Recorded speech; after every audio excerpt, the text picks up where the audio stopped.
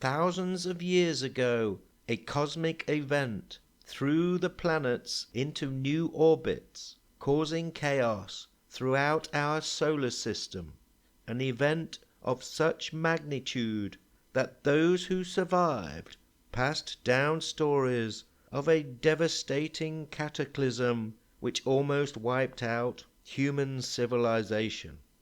The order and arrangement of the planets altered with a fall of Saturn into the darkness of the outer reaches of our solar system.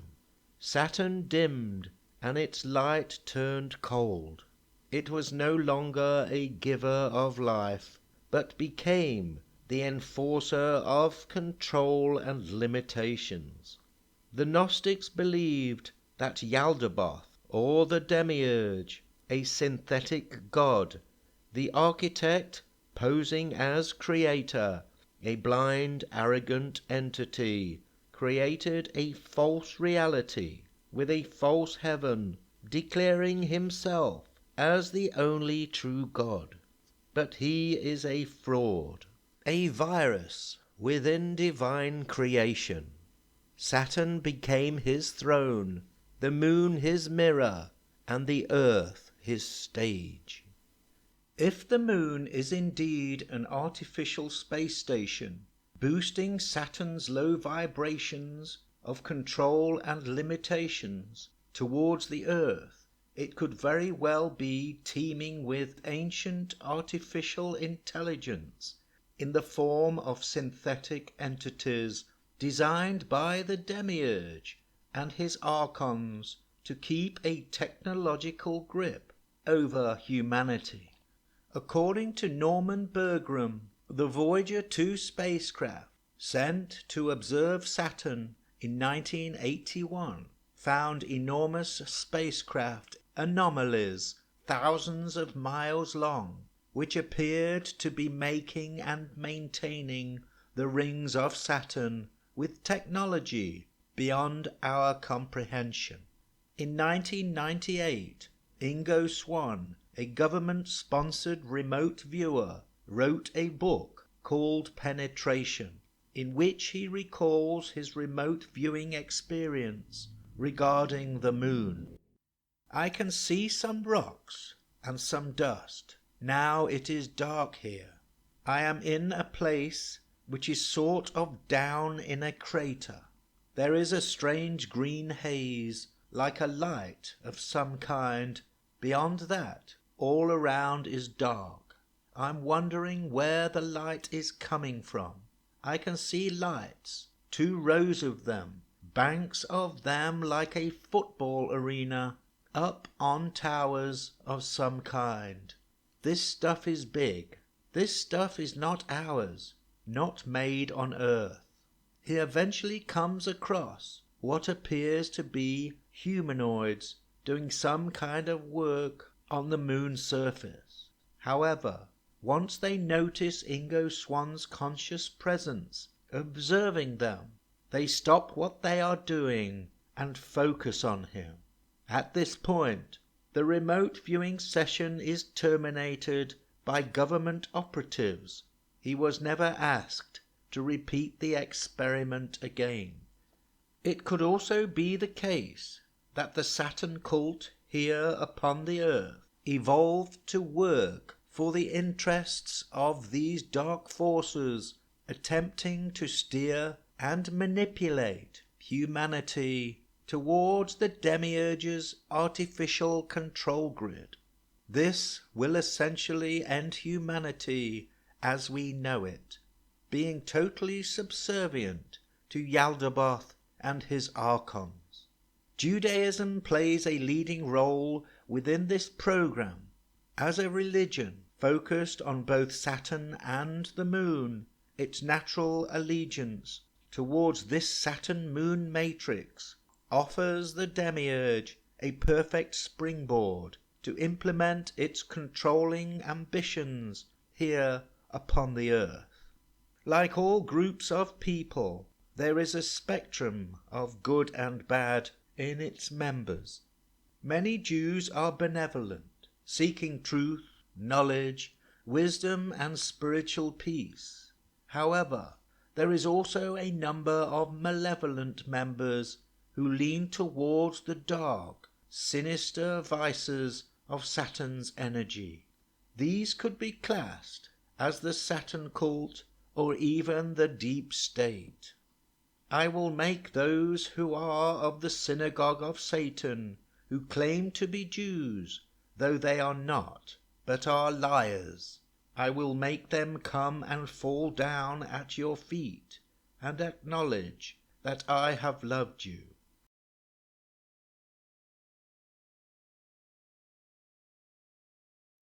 The Jews differ from all other races and peoples because of Judaism. Judaism differs from all other religions because of Jehovah, and Jehovah differs from all other gods. All other gods dwell in heaven. For this reason, all other religions are concerned about heaven, and they promise all reward in heaven after death. For this reason, all other religions negate the earth and the material world and are indifferent to the well-being and progress of mankind on this earth. But Jehovah comes down from heaven to dwell on this earth and to embody himself in mankind. For this reason, Judaism concerns itself only about this earth and promises all reward right here on this earth. The kingdom of God is to be realized right here on this earth. The immortality which men are to enjoy, they will enjoy right here on this earth. God assumes his holiest name, Jehovah, only on this earth and when embodied in man. This is the reason why Jehovah promised to give this earth an eternal inheritance to those that will identify themselves with Jehovah. All that identify themselves with Jehovah are Jews, they are the children of Jehovah. This is the soul and essence of Judaism, and this is the soul of the Jews. Judaism is an ideology more than just a religion or race. It is a mentality of putting material matters before spiritual ones. It is an ideology of internationalism over nationalism. It is an ideology of aligning oneself with Jehovah. What is necessary to be a Jew? All that is necessary is that one should identify himself with Judaism. We already saw that Judaism transcends race, color, blood, and birth. No matter what may be the race, color, blood, or birth of a man, once he embraces Judaism and identifies himself with it, he is a Jew to all intents and purposes. The aim of Judaism is to realize this inevitable human society resting on universal communism. Anyone can essentially align themselves with Judaism and its basic philosophy of putting material matters before spiritual ones. This is why, among the senior members of the Saturn cult, we see a variety of influential individuals who align themselves with this philosophy and therefore can be classed as Jews. Whether they are benevolent or malevolent is another matter. Power corrupts, and absolute power corrupts absolutely.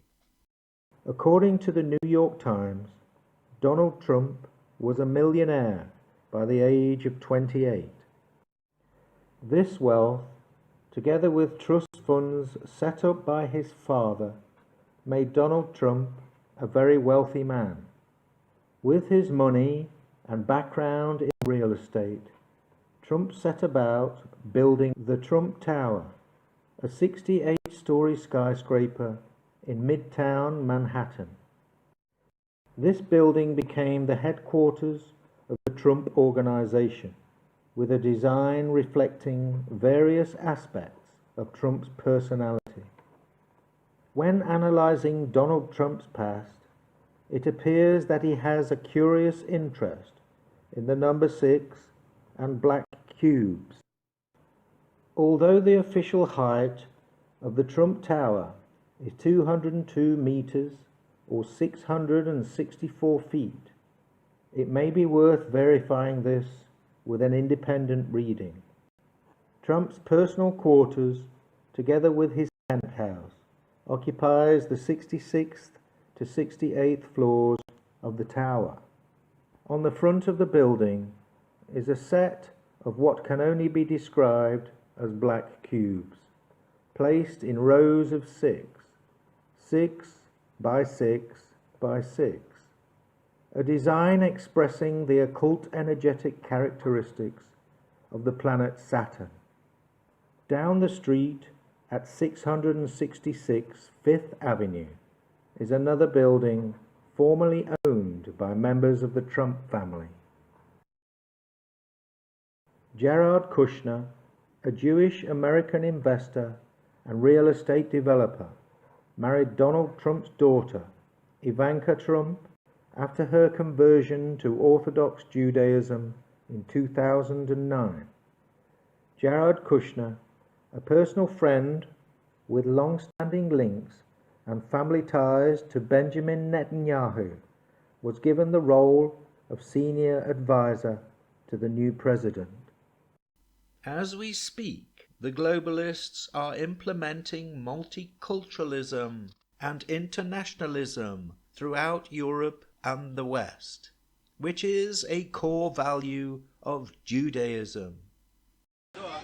As we heard, there are people in Sweden who support Israel and have a deep sense of the injustice of the present situation.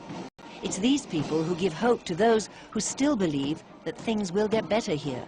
One of them is Lerner Spectre, a former American who made Aliyah and then 10 years ago, with the help of the government of Sweden, set up a non-denominational institute of Jewish learning with the Greek name of Paideia here in Stockholm. She believes the current wave of anti-Semitism in Sweden will pass and that Jews have an important role to play in a country undergoing profound change. I think there's a resurgence of anti-Semitism because at this point in time, Europe has not yet learned how to be multicultural. And I think we're going to be part of the throes of that transformation, which must take place. Europe is not going to be the monolithic societies that they once were in the last century. Jews are going to be at the center of that. It's a huge transformation for Europe to make. They are now going into a multicultural mode, and Jews will be resented because of our leading role. But without that leading role and without that transformation, Europe will not survive. To prepare the ground for globalization and multiculturalism, a Pearl Harbor type event had to be created by the Saturn cult in order to accelerate their plans of global dominance under an all-encompassing technological control grid. This event was 9/11, an attack on the World Trade Center which initiated the invasion and overthrow of many independent sovereign nations throughout the Middle East and neighbors of Israel. Many people now believe that this event was an inside job, primarily perpetrated by Mossad with the help and endorsement of the US government's senior members, i.e. the Saturn cult. Many people today are still perplexed as to how these two enormous skyscrapers imploded and almost vaporized into a small pile of pulverized rubble, some believing it was the result of a new secret form of energy weapon, but have no idea what. Maybe that secret weapon was the Saturn moon matrix, offering help and assistance to prepare the way for a new world order under their control. What if the moon and artificial space station had the capability of vaporizing the Twin Towers with some kind of energy beam?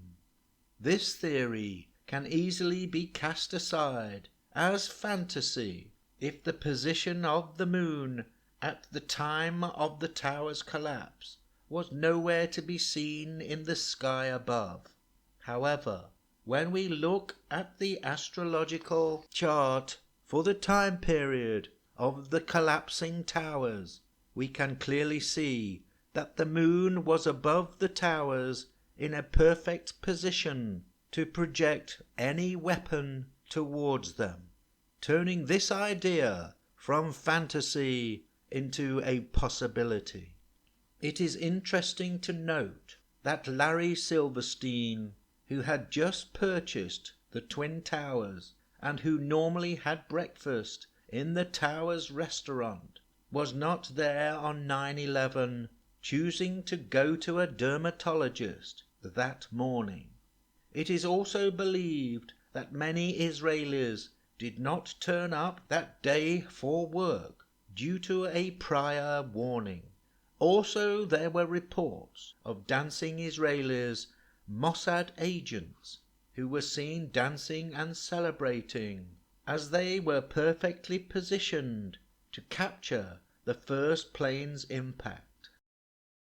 They should open up an honest and independent investigation of exactly what took place that day, and bring into the picture some very embarrassing details, such as foreknowledge of certain Middle Eastern governments about the impending attacks that day, governments that are supposed to be, as we are told, allied with the United States, but governments who refuse to warn us about it. I'm talking specifically about the State of Israel, the fact that she had enough foreknowledge of these attacks, that she had at least half a dozen of her intelligence officers stationed across the river in Liberty State Park, New Jersey, and who were witnessed filming the destruction that was taking place that day and cheering.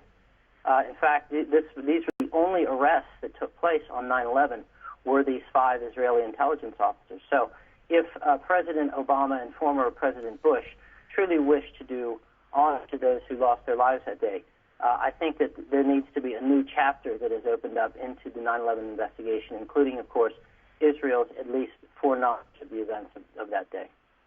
All this is very suspicious.